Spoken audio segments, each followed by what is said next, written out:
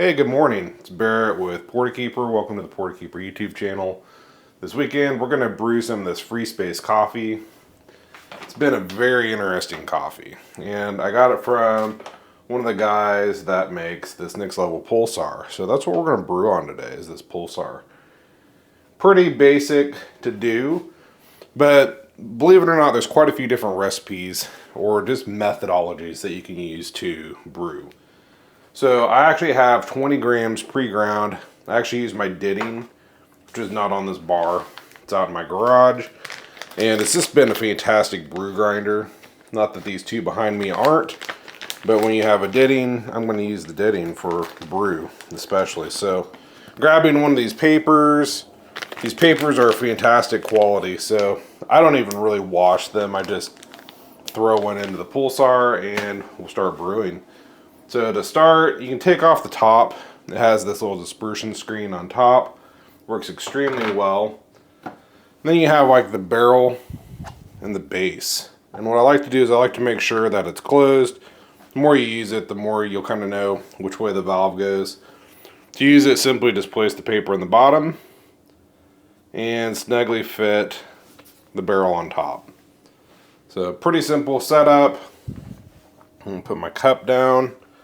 Recommend don't moving this after you start brewing, because even though these pieces fit together well, you don't want to have them come apart, kind of like when you have the air press plunger and it pops off the top. I just don't like to move it much once I start the brew. So we're going to drop that 20 grams in. It's ground. It's pretty much a drip setting, maybe slightly finer, but not by much. It's usually what I use for pretty much all my like pour over type brews like Chemex and V60.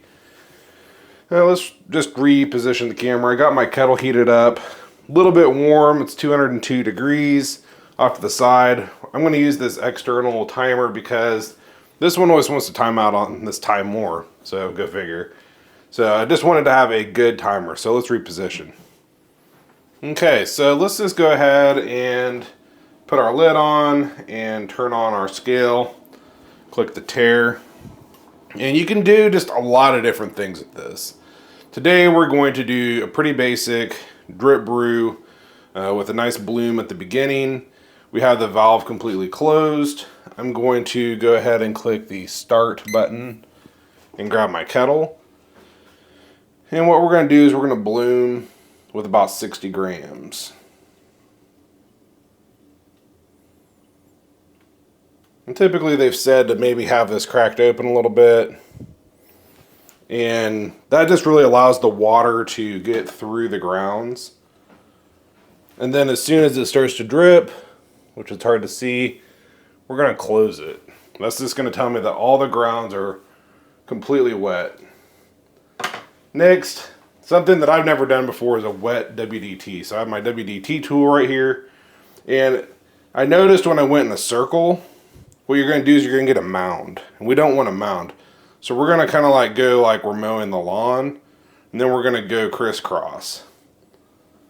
So go back, forward, and we're a minute deep. So we're actually going too long on this bloom. That's fine. It's going to taste good.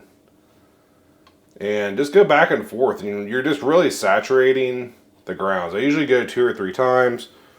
We'll put that WDT up. And then what I'm going to do is I'm going to throw this dispersion screen back on. We're going to crack this. And then what they recommend is to just keep it about maybe a centimeter above the grounds, if not less, for this style of brewing. You can do a full immersion brew, and those are really good too. I was really surprised when I did this, how doing that full immersion versus the more percolative, how different they are. So we're going to let it draw down, and you may need to open this up the more that it gets wet, because what it's going to do is it's going to start not really clogging the filter, but that filter is going to become more packed, especially since we're not doing a very deep bed of water. We're going to go up to about 320 grams, 330.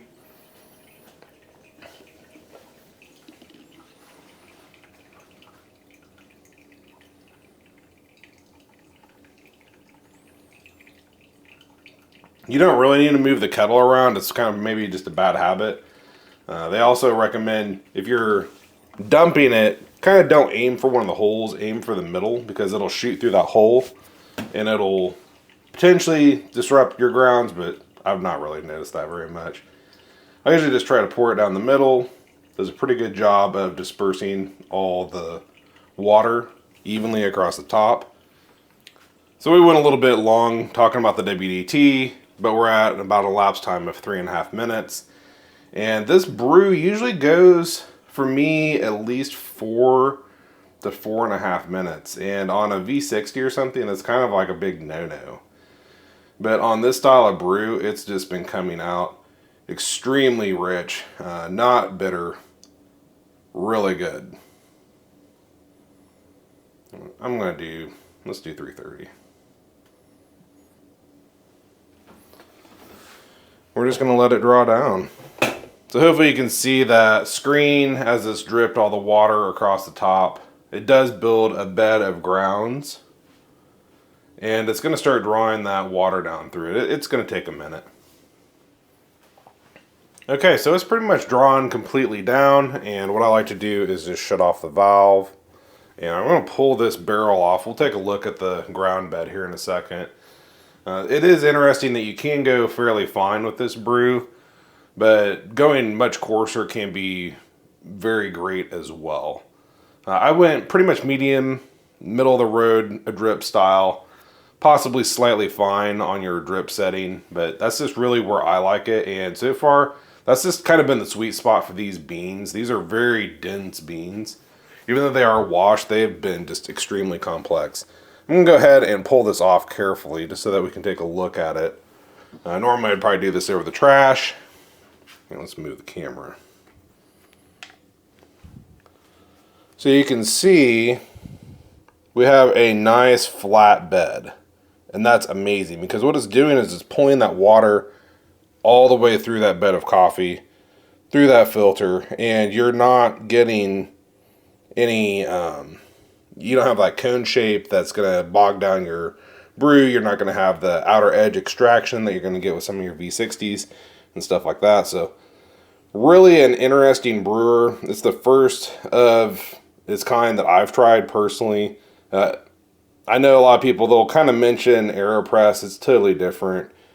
You're not going to get the same brew on it at all. And this valve, I know their first LVL10, it didn't have that valve. And this valve adds a lot, especially for the different methodologies of brew. So let me go clean this off real quick and we'll be right back. Okay, so at the end of my brew, I dump the grounds out. I usually take that barrel off. I don't want it to fall in my trash, and you're gonna have to pull the filter out anyway. Give it a nice rinse under the kitchen sink. I like to leave the valve open just so that it dries. They recommend not storing it like this just because it may stretch this out. This is kind of a silicone material, so it just makes the seal last a bit longer. And you could probably leave it like that, but I just usually store it like this off to the side. I wipe mine down with a microfiber cloth just so that it's nice and dry and ready to use the next day. If I'm gonna put it in my cabinet, I'll probably just lightly put it together like that, just to put it out of the way. So let's try this cup of coffee. So again, this is 20 grams of this Kenya. We poured 320 grams of water. It took about 5 minutes, a little over 5 minutes to draw down, which is pretty long. Had a little.